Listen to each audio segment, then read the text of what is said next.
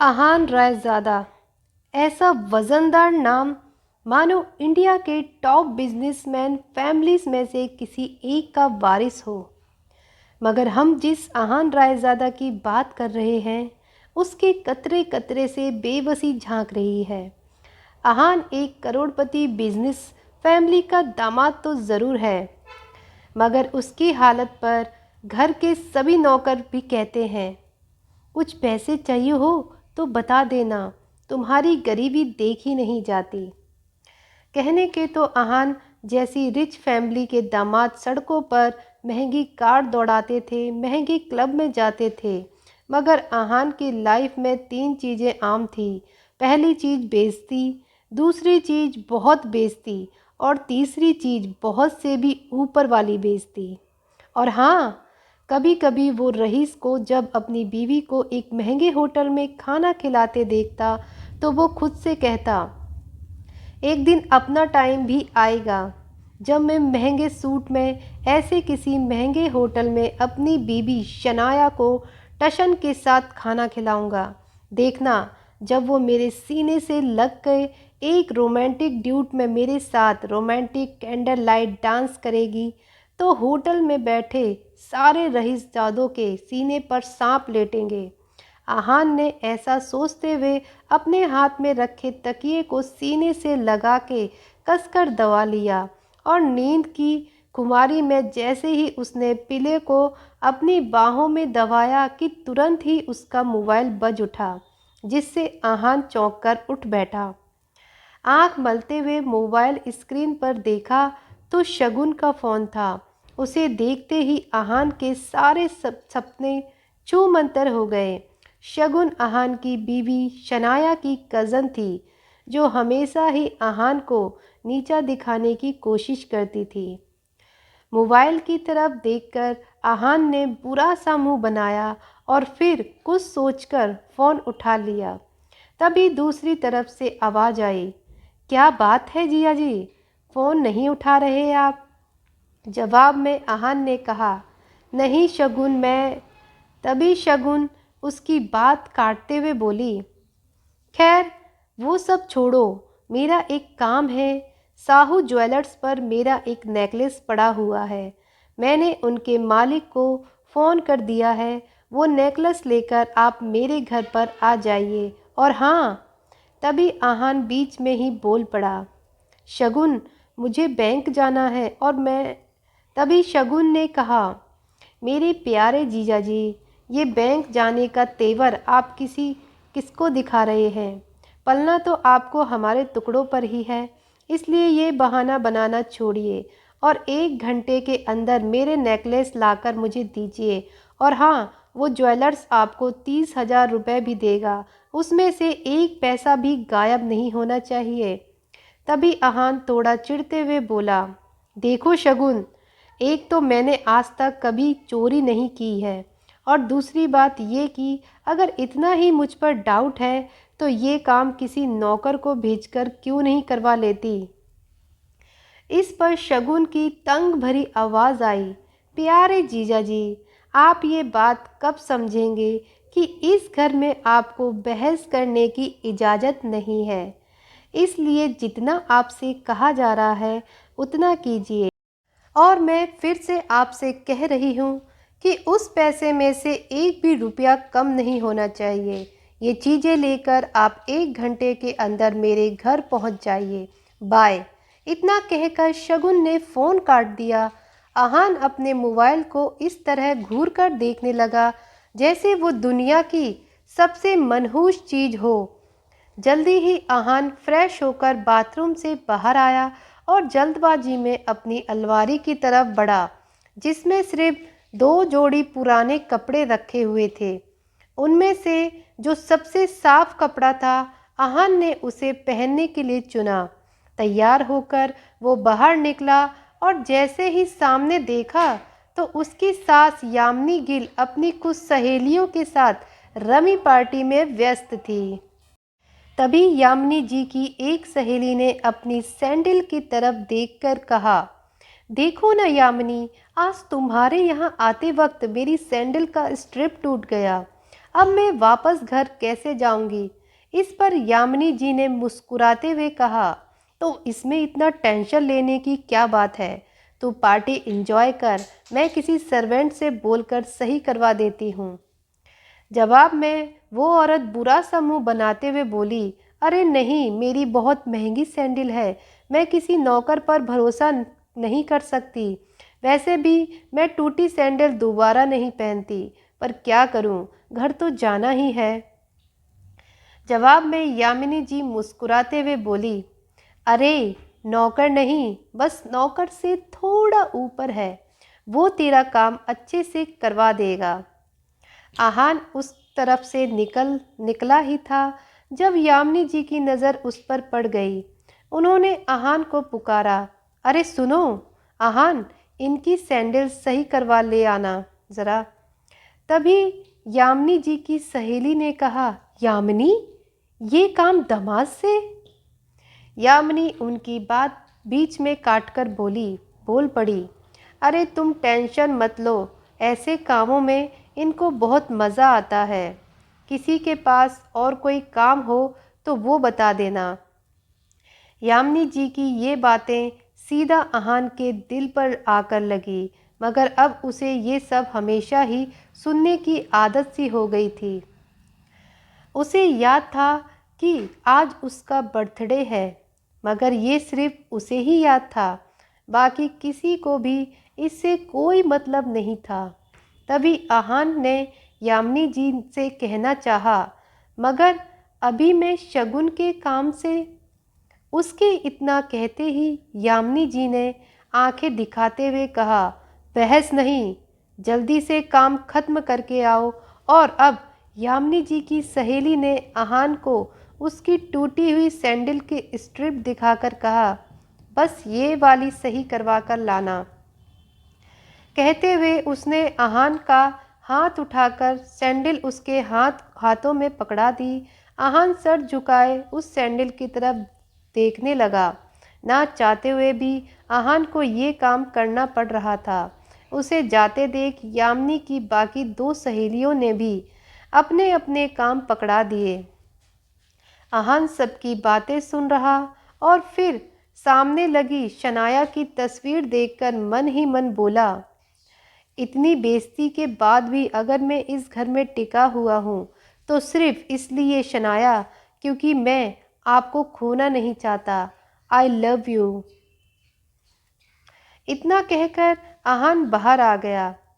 वो अपनी बाइक लेकर निकला ही था कि तभी रास्ते में उसके मोबाइल पर उसकी बीवी शनाया का मैसेज आया, अच्छा सुनो, क्या आप आज मेरे ऑफिस आ सकते हैं? ये मैसेज पढ़ते ही आहान के होठों पर एक स्माइल आ गई और उसके पूरे दिन की टेंशन जैसे गायब ही हो गई। आज पहली बार शनाया ने उसे ऑफिस बुलाया था। एक वही तो थी उसकी ज़िंदगी में जिसकी मुस्कुराहट देखकर वो खुद को जिंदा रखता था। शनाया का चेहरा देखे बिना आहान ने को चैन नहीं आता था और उसके बस में होता तो शनाया की हर एक खुशी के लिए खुद को लाखों बार कुर्बान कर देता। मैसेज पढ़ते हुए आहान मुस्कुराकर बोला, आज पहली बार आपने मुझे ऑफिस बुलाया है शनाया। मुझे पता था मेरा बर्थडे किसी और को याद हो न हो, मगर आपको ज़रूर याद होगा, इसलिए आपने मुझे बुलाया है। मैं भी बड़ी बेसब्री से आपके सरप्राइज़ गिफ्ट का वेट कर रहा हूँ। इतना सोचकर आहान ने बाइक स्टार्ट की और अब गिल कंस्ट्रक्शन के ऑफिस की तरफ निकल पड़ा। रास्ते में आहान को एक फूलों की दुकान दिखी। कुछ सोचकर उसने बाइक रोकी और अपना पर्स निकालकर देखने लगा। उसमें सिर्फ 500 का एक नोट पड़ा हुआ था।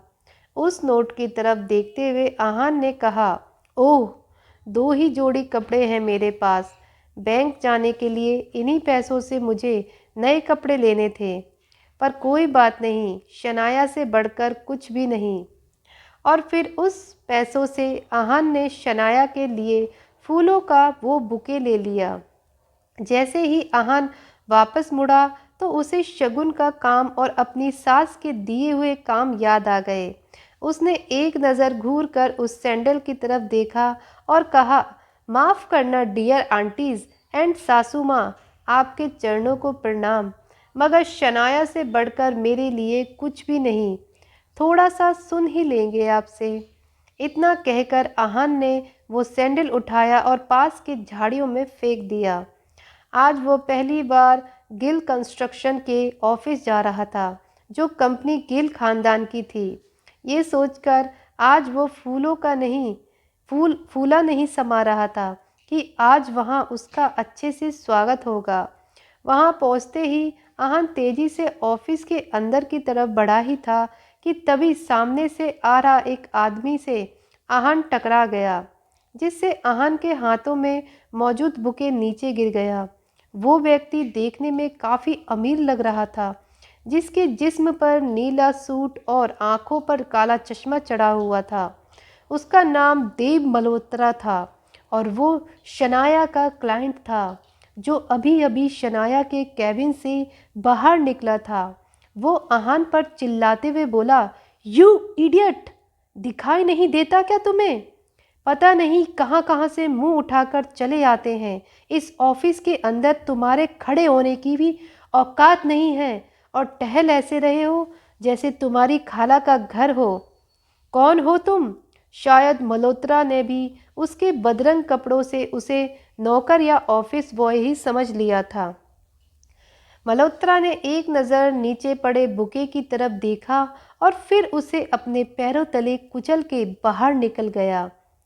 आहान ने अपना सर झुकाए उस बुके की तरफ देखा, जो पैरों से कुचला जा चुका था। उधर शनाया अपने कैबिन के शीशे के अंदर से ये नज़ारा देख रही थी। आंखों में आंसू लिए शनाया बस आहान को देखे जा रही थी। देव मल्होत्रा वहां से जा चुका था और तभी आहान की नज़र शनाया पर पड़ी, तो एक पल के लिए वो अपनी बेइज्जती भूल गया और शनाया की तरफ देखकर खुद से ही बोला, कितना प्यार करती हो ना आप मुझसे। मेरे साथ हुए इस बर्ताव ने आपकी आंखों में आंसू ला दिए। और वो शनाया के कैबिन में दाखिल हो गया। शनाया ने आगे बढ़कर शीशे के पास लगे पर्दे को गिरा दिया। वो शनाया की तरफ बढ़ा और उसके आंसू पोंछते हुए बोला, अब जाने भी दो ना शनाया, जो भी हुआ मेरे साथ हुआ और इसमें आपको इतना टेंशन लेने की ज़रूरत नहीं है। तभी शनाया चीखते हुए बोली, दूर हटिए मुझसे, आप चले क्यों नहीं जाते मेरी जिंदगी से। आहान को एकदम से झटका सा लगा। वो खुले मुंह से शनाया की तरफ देखता रह गया। तभी शनाया आगे बोली, पति नहीं, मेरे पापों की सज़ा है आप मेरे लिए। आखिर चाहते क्या हो आप? पापा ने मेरी शादी आपसे ज़बरदस्ती कराई है और उस गलती की सज़ा मुझे अब तक मिल रही है। आप मेरे काबिल कभी नहीं थे और आज भी मुझे आपको अपना पति मानते हुए शर्म आती है। आज ड्राइवर नहीं था, इसलिए मैंने आपको बुलाया था, मगर मुझे नहीं पता था कि मेरा पति इस काम के लायक भी नहीं है। यहाँ आकर आपने मेरे इतने पुराने क्लाइंट मिस्टर मल्होत्रा को नाराज़ कर दिया। आंखों में आंसू लिए शनाया ने आगे कहा, जहाँ भी जाती हूँ आप हमेशा बेइज्जती के सिवा मुझे कुछ नहीं दे सकते। सिर्फ एक बदनुमा धब्बा बनकर रह गए हो आप मेरी जिंदगी पर। इतना कहकर शनाया कैबिन के बाहर निकल गई। आहान उसके पीछे दौड़ा। तभी रास्ते में पड़े बुके की तरफ देखकर शनाया ने कहा, और ये सब क्या है? क्यों इतनी गंदगी फैला रखी है यहाँ पर? इसे डस्टबिन में डालो, शनाया ने एक नौकर से कहा और उस फूल को अपने पैरों से कुचलते हुए आगे बढ़ गई। मल्होत्रा अपनी कार में बैठा पहले से शनाया का इंतज़ार कर रहा था। फिर आहान के सामने ही शनाया अपने क्लाइंट मल्होत्रा के कार में बैठी और बिजनेस के सिलसिले में वहां से जा चुकी थी। आहान ने एक नज़र अपनी बाइक की तरफ देखा। वही खटारा बाइक जो अब आहान की जिंदगी का हिस्सा बन चुकी थी। आंखों में आंसू लिए आहान खुद से ही बोला, कोई बात नहीं शनाया, मुझे पता है आप गलत नहीं हो, बस मेरे हालात गलत हैं। मगर मुझे यकीन है कि एक न एक दिन आप मुझे ज़रूर समझोगी। मैं आपको दुनिया की सारी खुशियाँ ला कर दूँगा। आप सिर्फ मेरी हो और इस बात का एहसास आपको होगा। कहते हुए वो अपनी बाइक पर जा बैठा। तभी आहान के सामने एक बड़ी और महंगी लग्जरी काले रंग की कार आकर रुकी, जिसमें से एक अधेड़ उम्र का शख्स बाहर निकला। आहान उसे देखते ही चौंक गया, क्योंकि उसके यहाँ आने की उम्मीद आहान को बिल्कुल नहीं थी। वो आदमी आहान के सामने आकर बोला, यंग मास्टर, एशिया की सबसे अमीर कंपनी और रायजादा ग्रुप के अरबों रुपए का बिजनेस अंपायर आपका इंतज़ार कर रहा है। वक्त आ गया है कि आप अपना बिजनेस संभालें। कहाँ है शनाया? अपने सामने खड़े आदमी को देखकर आहान गुस्से में नजर आने लगा और उसने पूछा, मिस्टर विक्रम, आप यहाँ क्या कर रहे हैं? आंखों पर गोल्डन चश्मा लगाए और दिखने में बेहद ही अमीर नजर आने वाले उस शख्स ने आहान की तरफ देखकर कहा, मैं तुम्हें लेने आया हूँ यंग मास्टर। अब आपसे ज़्यादा बहस तो नहीं कर सकता, क्योंकि मैं भी आपके पापा का बस नौकर ही हूँ। लेकिन उन्होंने जो कहा है वो काम तो पूरा करना ही होगा। जवाब में आहान खींचते हुए बोला, सीधा पॉइंट पर आइए, पहेलियाँ बुझाना मुझे पसंद नहीं है। इस पर विक्रम मुस्कुराते हुए बोला, अच्छी बात है, तो मैं आपसे ये कहने आया था कि आपके पिताजी आदित्य रायज़ादा चाहते हैं कि आप उनके बिजनेस को आकर संभाल लें। वह आपको एशिया के इस सबसे बड़े बिजनेस अंपायर को सौंपना चाहते हैं। विक्रम की बात सुनकर आहान गुस्से से बोला, और आपने सोच लिया कि मैं उनकी बात मान जाऊंगा? मैं तो उनका नाजायज़ बेटा हूँ, ना फिर वे ये सब कुछ मुझे क्यों देना चाहते हैं? और फिर जब मेरी माँ बीमार थी और मैं उनके मदद मांगने गया था, तब तो ये इंसान मीटिंग में बिजी था। उन्हीं की वजह से आज मेरी माँ इस दुनिया में नहीं है और इसके लिए मैं उन्हें कभी माफ़ नहीं करूँगा। आप यहाँ से चले जाइए मिस्टर विक्रम। आहान की इस बात पर विक्रम ने एक लंबी सांस ली और फिर कहा, यंग मास्टर, आप भी जानते हैं कि आपके पिता कितने ज़िद्दी हैं। वह आपको अपने पास लाने के लिए किसी भी हद तक जा सकते हैं। गिल खानदान उनके सामने कोई औकात नहीं रखता। वे जिसे भी चाहें पल भर में मिट्टी में मिला सकते हैं। लेकिन हाँ, आपके साथ जो कुछ भी हुआ उन बातों को आप भूल जाइए, क्योंकि अब मिस्टर रायज़ादा आपको वो सब कुछ देने को तैयार हैं जिसके आप हकदार हैं। आहान ने जैसे अपना आखिरी फैसला सुनाते हुए कहा, आप यहाँ से चले जाइए विक्रम, और उन्हें बता दीजिए कि मुझे उनके दौलत में कोई इंटरेस्ट नहीं है। उनकी सारी दौलत मिलकर भी मेरी माँ को वापस नहीं ला सकती। और हाँ, गलती से भी किसी को ये बात पता नहीं चलनी चाहिए कि मैं रायज़ादा ख़ानदान से हूँ और रायज़ादा ग्रुप के मालिक आदित्य रायज़ादा का बेटा हूँ। इतना कहकर आहान ने अपनी बाइक स्टार्ट की और वहाँ से निकल गया। विक्रम उसे जाता हुआ देखता रहा और फिर अपना मोबाइल निकालकर आदित्य रायज़ादा का नंबर डायल किया। दूसरी तरफ से आवाज़ आने पर विक्रम बोला, आहान ने आपकी बात मानने से मना कर दिया है। दूसरी तरफ से कहा गया, मुझे वो किसी भी हालत में चाहिए। इसके लिए जो भी रास्ता अपनाना पड़े तुम अपनाओ, लेकिन आहान मुझे हर हाल में चाहिए। इतना कहकर फ़ोन काट दिया गया। कुछ सोचकर विक्रम के होठों पर एक मुस्कान आ गई और वो बोला, यंग मास्टर, आपको आना ही होगा। इधर आहान कुछ ही देर में अब अपने घर पहुंच चुका था। सामने लगी घड़ी में देखा तो शाम के 7 बज चुके थे। अपने आसपास देखते हुए उसने कहा, शनाया की माँ तो अपने घर वापस जा चुकी है, लेकिन शनाया का पता नहीं कि वो कब आएगी। तभी अचानक ही आहान का मोबाइल बज उठा। जब उसने स्क्रीन पर देखा तो यामिनी जी का फ़ोन था। फ़ोन उठाते ही दूसरी तरफ से आवाज़ आई, कहाँ रह गए थे तुम? तुम्हें पता है कि तुम्हारी वजह से मेरी सहेलियों के सामने कितनी बेइज्जती हुई है, और ऊपर से तुम्हारा फ़ोन भी नहीं लग रहा था। फिर मुझे वापस अपने घर आना पड़ा।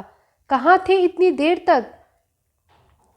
जवाब में आहान ने थोड़ा लड़खड़ाती जुबान में कहा, माँ जी वो शनाया को लेने चला गया था, उसका फ़ोन। तभी यामिनी जी ने कहा, फ़ोन दो उसे, उसका फ़ोन भी नहीं लग रहा। इस पर आहान ने कहा, मगर शनाया मेरे साथ यहाँ नहीं आई। पर अभी तो तुमने कहा कि तुम उसे लेने गए थे, यामिनी जी ने पूछा। इस पर आहान ने कहा, हाँ मगर वो अपने किसी क्लाइंट के साथ। आहान का इतना ही कहना था कि तभी यामिनी जी उस पर चिल्लाते हुए बोली, रात होने को आई है और तुम कह रहे हो कि शनाया अपने किसी क्लाइंट के साथ है। ज़रूर तुम्ही ने कुछ गड़बड़ की होगी, इसीलिए वो तुम्हारे साथ नहीं आई। अरे, एक अच्छे दामाद तो तुम बन न सके, अब कम से कम अच्छे पति तो बन जाते।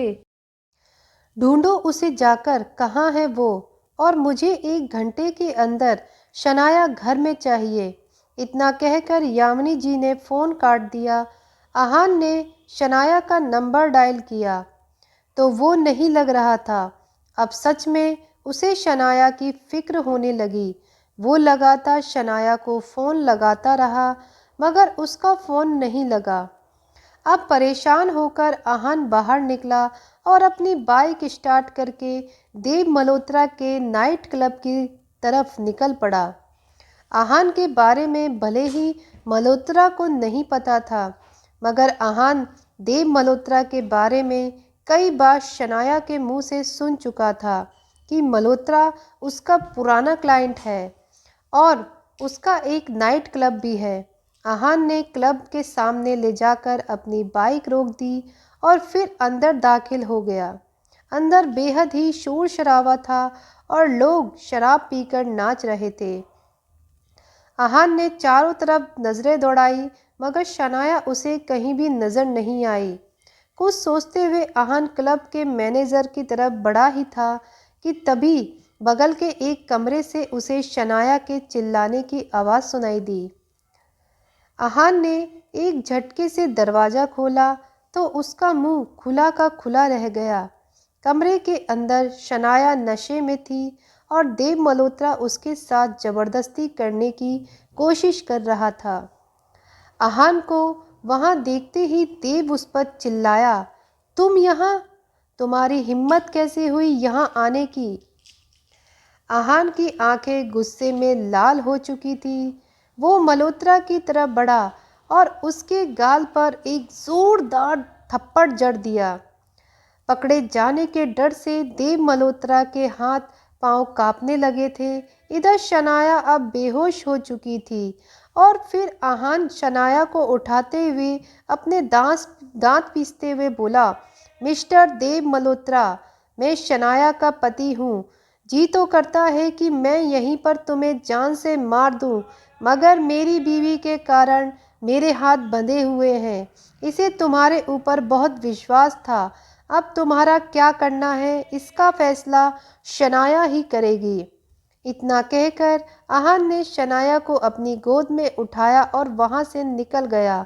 मल्होत्रा अभी भी अपने गाल पर हाथ रख के उसे जाता हुआ देख रहा था।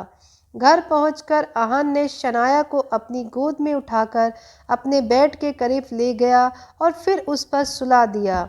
शनाया सारी दुनिया से बेखबर इस वक्त नींद के आगोश में थी और इस वक्त उसका मासूम सा चेहरा देखकर आहान को और भी ज़्यादा प्यार आ रहा था।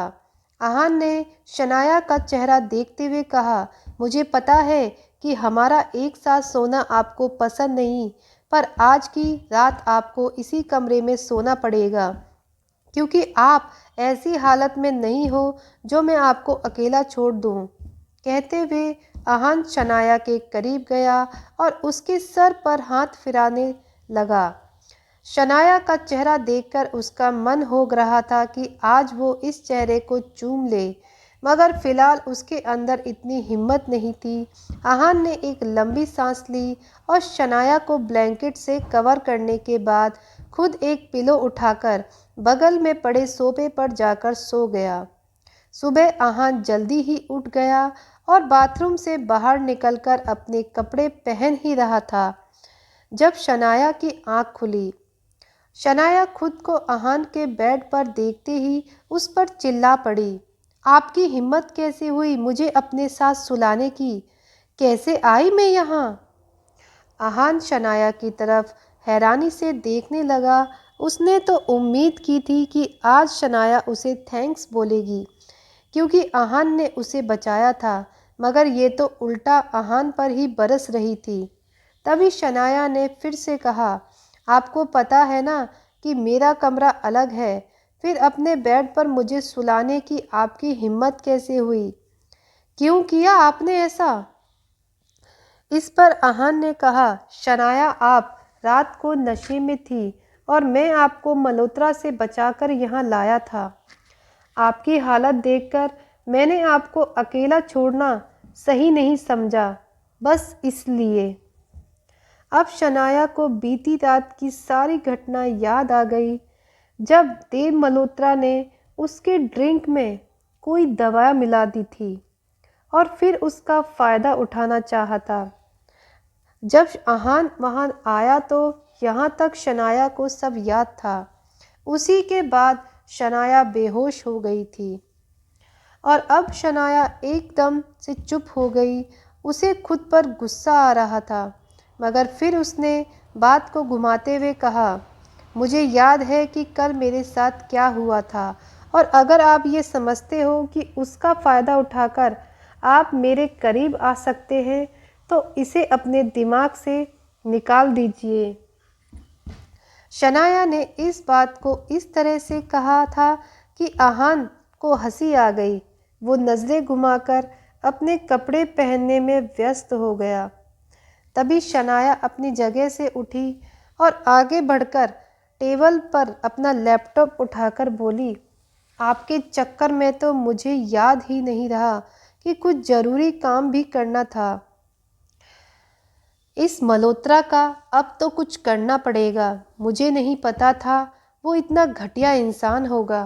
कहते हुए शनाया ने अपना लैपटॉप खोला और ईमेल चेक करने लगी।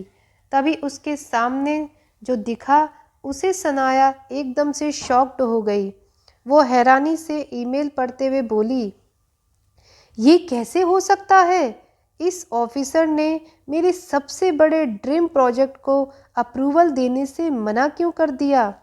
तभी अचानक ही शनाया का मोबाइल बजने लगा। उसने स्क्रीन पर देखा तो उसके दादाजी आनंद गिल का कॉल था।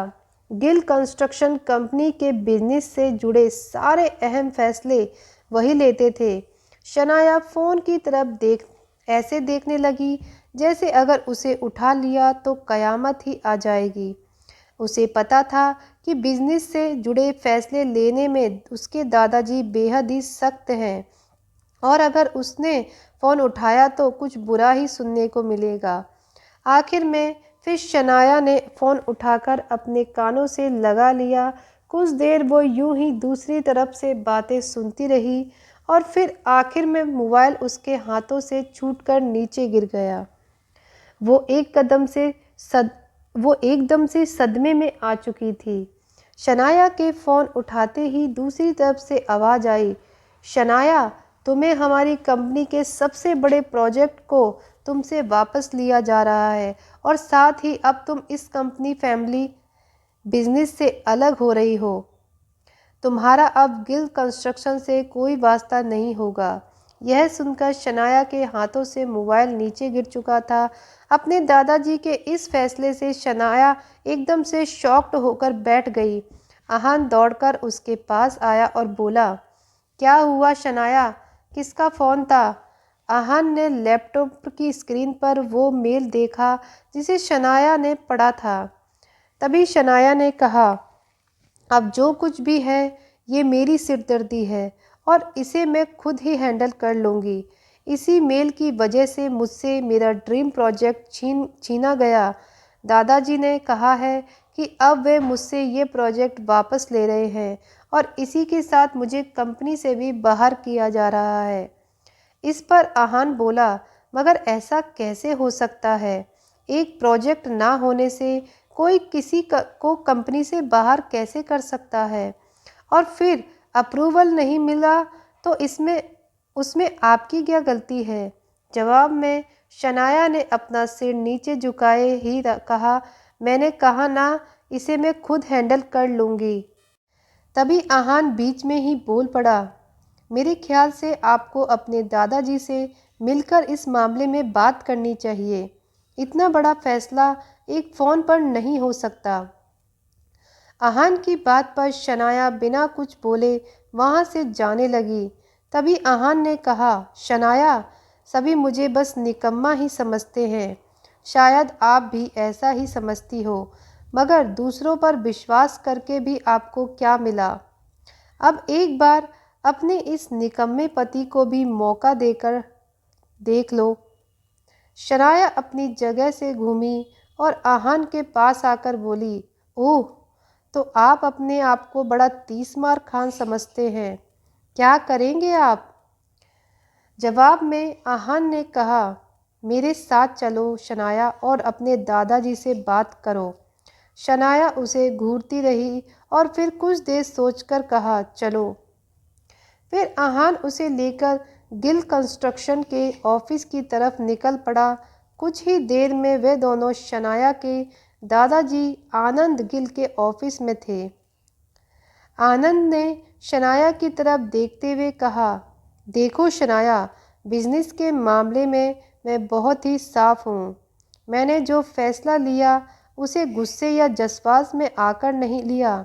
ये नई बिल्डिंग का प्रोजेक्ट गिल कंस्ट्रक्शन का सपना है और ये हर हाल में पूरा होना चाहिए। तुमसे ये काम नहीं हो पा रहा था तो मैंने इसे अब शौर्य को हैंडओवर कर दिया है। वो ही अब इसे संभालेगा। तुम अब आराम से घर में रह सकती हो। इस पर शनाया ने कहा, मगर दादाजी, यह प्रोजेक्ट मेरा भी सपना है।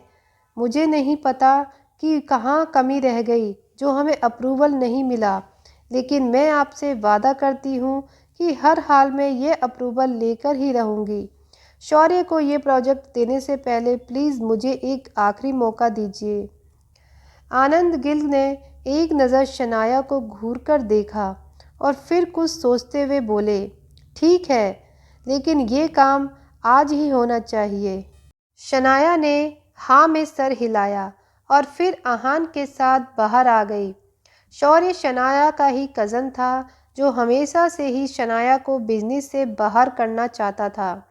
उसकी हसरत थी कि एक दिन वो इस बिजनेस एम्पायर को हासिल कर ले और इसके लिए शनाया को वो हर हाल में पीछे छोड़ना चाहता था।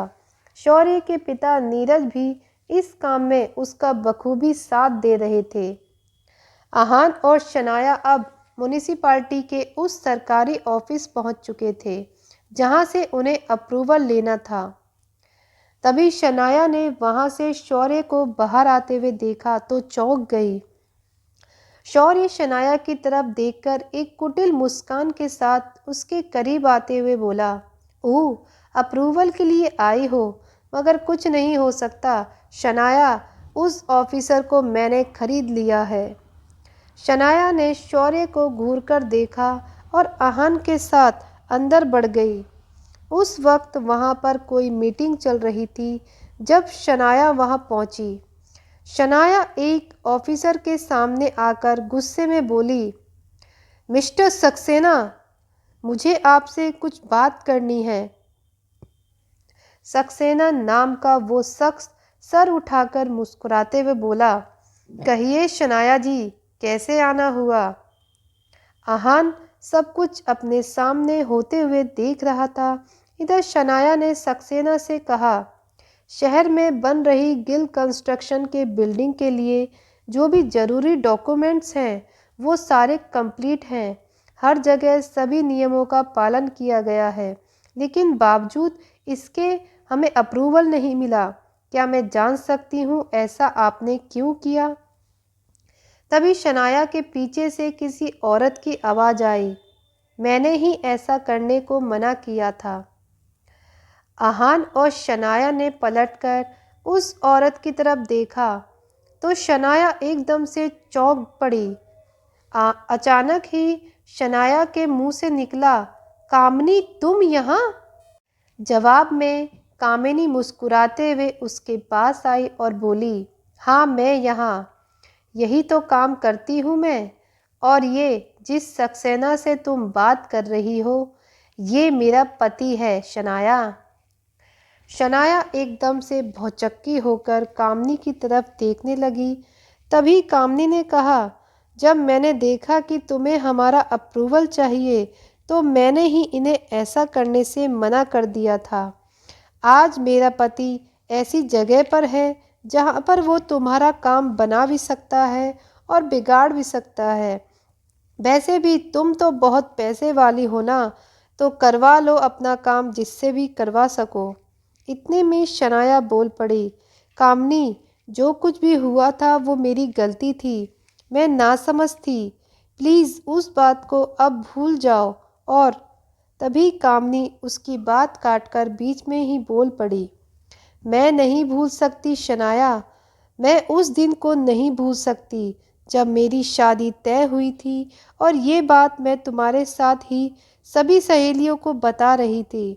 तब तुमने मेरे बेरोजगार पति के बारे में सुनकर उसका मजाक उड़ाया था, मेरा मजाक उड़ाया था। सभी सहेलियां मुझ पर हंस रही थी और मैं रोते हुए वहां से आई थी। इस पर शनाया ने कहा, कामिनी वो मेरी नासमझी थी, मैं आज भी उस बात के लिए शर्मिंदा हूँ। पूरा स्टाफ और आहान भी उनकी बातों को सुन रहा था। आहान को समझ नहीं आ रहा था कि ऐसी स्थिति में वो क्या करे। तभी कामिनी ने कहा, शर्मिंदा होने से काम नहीं चलेगा शनाया, उस दिन का बदला तुम्हें आज चुकाना होगा। बेइज्जती के बदले बेइज्जती ही होनी चाहिए। शनाया ने सवालिया नज़रों से उसे देखते हुए पूछा, मतलब? कामिनी ने एक नज़र आहान की तरफ देखकर कहा, ये तुम्हारा पति है ना, इसी ने कौन से बड़े झंडे गाड़ दिए हैं शनाया, ये तो मेरे पति के बराबर भी खड़े होने की औकात नहीं रखता। और सुना है कि ये घर जमाई बनकर रहता है। शनाया ने गुस्से भरी धीमी आवाज़ में कहा, कामिनी तुम गलती कर रही हो। जवाब में कामिनी एक ठहाका मारकर हंसते हुए बोली, अभी मैंने कुछ बोला ही कहाँ है शनाया। ठीक है अब सुनो, अगर तुम्हें ये अप्रूवल चाहिए तो तुम्हारे पति को यहाँ मौजूद पूरे स्टाफ के सामने उससे हाथ जोड़कर गिड़गिड़ाकर अप्रूवल की भीख मांगनी होगी। कामिनी, शनाया एकदम से चिल्ला पड़ी। जवाब में कामिनी ने दरवाजे की तरफ उंगली करके कहा, बाहर जाने का रास्ता उधर है शनाया। बेबसी से शनाया ने अपने होंठ काट लिए और फिर वापस दरवाजे से बाहर निकल आई। शौर्य बाहर ही उसका इंतज़ार कर रहा था। वो शनाया के पास आते हुए बोला, उफ शनाया, काम नहीं हुआ, सो सैड। अब तो तुम्हें ये प्रोजेक्ट मेरे हवाले करना होगा। और तो और आनंद दादूजी की नज़रों में अब तुम किसी काम की नहीं रही, तो अब तुम्हें कंपनी भी छोड़नी पड़ेगी। खैर तुम टेंशन मत लो शनाया, मैं सब कुछ संभाल लूँगा। तुम घर पर आराम करो और अपने निकम्मे पति के साथ अब निकम्मी बीवी। अरे हाँ, वो तुम्हारा पति कहाँ रह गया, वापस नहीं आया तुम्हारे साथ? इससे पहले कि शनाया शौर्य की हरकत का कोई जवाब देती, उसे भी ध्यान आया कि आहान उसके साथ वापस नहीं आया है। शनाया वापस अंदर की तरफ बढ़ी। बाहर के शीशे के उस पार क्या हो रहा था ये साफ दिख रहा था। और फिर शनाया ने जो देखा उससे तो शनाया को झटका सा लगा। अंदर आहान सारे स्टाफ के सामने गिड़गिड़ा रहा था, अप्रूवल की भीख मांग रहा था और सभी लोग उसका मजाक बनाकर उस पर हंस रहे थे। ये सब देखकर शनाया की आंखों में आंसू आ गए। वो तेजी से अंदर की तरफ बढ़ी कि तभी दरवाज़ा खोलकर कामिनी बाहर आई और शनाया पर एक मुस्कान छोड़ते हुए बोली, सचमुच बहुत प्यार करता है ये तुम्हें, तुम्हारे लिए कुछ भी कर सकता है। वैसे कहाँ मिला ये तुम्हें? खैर मुबारक हो, तुम्हें अप्रूवल मिल चुका है। तभी वहाँ पीछे से शौर्य आकर बोला, मगर ये कैसे हो सकता है? मैंने आपके पति को पैसे दिए हैं। जवाब में कामिनी मुस्कुराते हुए बोली, वो तुम्हें वापस मिल जाएंगे, मेरे लिए मेरा बदला ज़्यादा ज़रूरी था। इतना कहकर कामिनी आगे बढ़ गई। इधर आहान जैसे ही बाहर आया तो शनाया उसे घूर कर शिकायती लहजे में बोली, आप समझते क्या हैं अपने आप को? किससे पूछकर आपने ऐसा किया? आपको क्या लगता है कि आपकी बेइज्जती करवा के मैं ये प्रोजेक्ट हासिल करूंगी? क्या मैं इतनी कमज़ोर हो चुकी हूँ? आहान अपना सर झुकाए सुनता रहा। फिर शनाया रूंधे हुए गले से बोली, चलो अब यहाँ से। इतना कहकर शनाया आगे बढ़ गई। शौर्य आहान को कच्चा चबा जाने वाली नज़रों से देखते हुए बोला, तुझे क्या लगता है कि तेरा ऐसा करने से शनाया को सब कुछ वापस मिल जाएगा? मैं उसे कहीं का नहीं छोड़ूंगा। जवाब में आहान ने अपना चेहरा उठाया और शौर्य को घूरते हुए बोला, मेरे रहते हुए तू तो क्या कोई भी माई का लाल शनाया का बाल भी बाका नहीं कर सकता। इस पर शौर्य ने कहा, ओह लेकिन कब तक तू शनाया का साथ देगा? देखना मैं तुम दोनों का रिश्ता ही खत्म कर दूंगा। आहान एक फीकी मुस्कान के साथ बोला, कोशिश करके देख ले, जल जाएगा। इतना कहकर आहान आगे बढ़ गया। जल्दी ही आहान शनाया को लेकर अब वापस घर आ चुका था। अभी वे घर पहुंचे ही थे कि तभी शनाया के मोबाइल पर दादा आनंद का कॉल आया।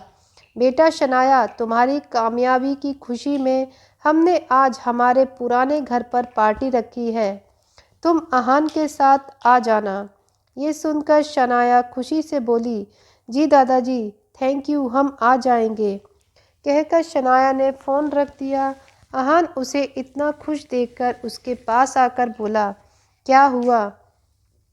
जवाब में शनाया चहकते हुए बोली, दादाजी ने आज अपने पुराने घर पर पार्टी रखी है, हम दोनों को बुलाया है।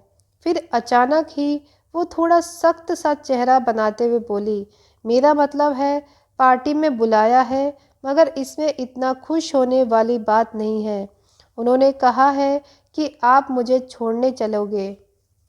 आहान भी अंदर ही अंदर काफ़ी खुश था, मगर उसने ये अपने चेहरे पर जाहिर नहीं होने दिया। उसने अपनी अलमारी खोली तो देखा वहाँ नए नए सूट के कई सेट लगे हुए थे।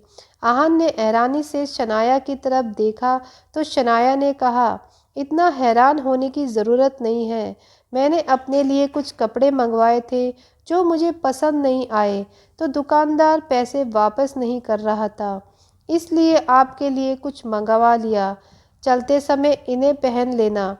इतना कहकर शनाया दूसरे कमरे में चली गई।